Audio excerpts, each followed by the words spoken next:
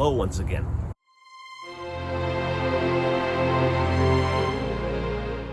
Today, I'll continue to work on my ghillie suit. Today, we will be working on the hairs themselves, made out of jute. As you probably heard in the last video, if you've watched it. So today, I won't be attaching them per se. Well, not for next video, hopefully. I'll be correcting them for color, because these are, well, they don't really match the environment at the moment. Alright, first things first, I got two colors. I got the green, I got the tan, or brown tan, well, khaki, I guess you can call. I'm going to try to get these colors to match the environment even better. So let's take my green roll. Thing is, there's different colors of greens. Check it over there. Yeah. Green, the grass is a different color. Those plants, also a different color of green. You can see the difference. This pops a little better. That hides in there a little better. But it's still not perfect. It's just a little too vibrant, I guess.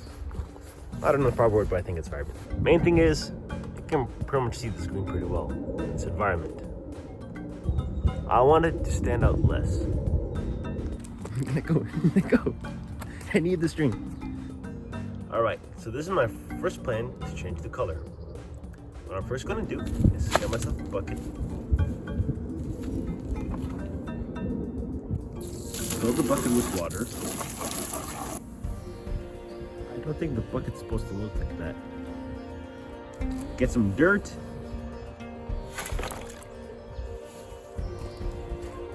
Get the water dirty.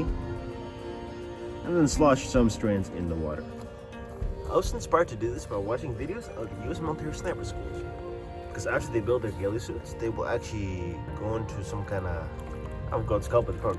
Roll in the mud, crawl through mud puddles, etc., etc.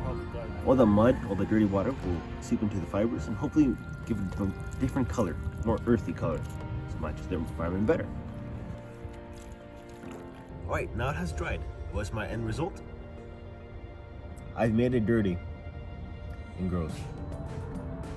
So that was a failure. On to something else.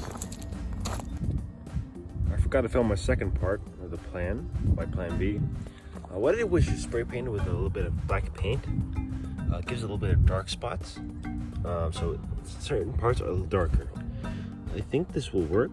It should be waterproof, but I will test that. If it is, then I'll try to get to muddy water, see if that changes anything. But I'll continue on to test. Alright, the end result. Well, it worked. I wrapped it around the hammer because we had a fat windstorm, which is a fat storm overall. Tied it onto the hammer so it didn't fly away. All that rain and water, it didn't affect the color at all.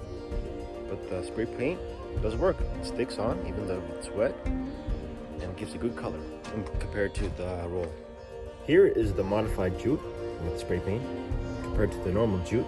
It's kind of hard to see, but it is a little darker and it will blend in way better with our environment. I gave it a test and it hides a lot better. This tan jute I will not touch. Well, if I need be, I will spray paint it down like I did over here. Otherwise, it actually works really well. If you ask why it will work really well, that's because we have a lot of these tan dead vines everywhere. I really don't like blackberries, and they're like always dead for some reason. You can see over there, big pile just dead. So yeah, that will hide pretty well. This jute now hides a lot better with the dark spots. It matches the color better. It also gives it a sense of depth. Alright, that was part 2, color correction of the jute. And then, time for the fun part. Well, not yet. Next video will be the fun part while I start attaching the jute to the coat. Until then.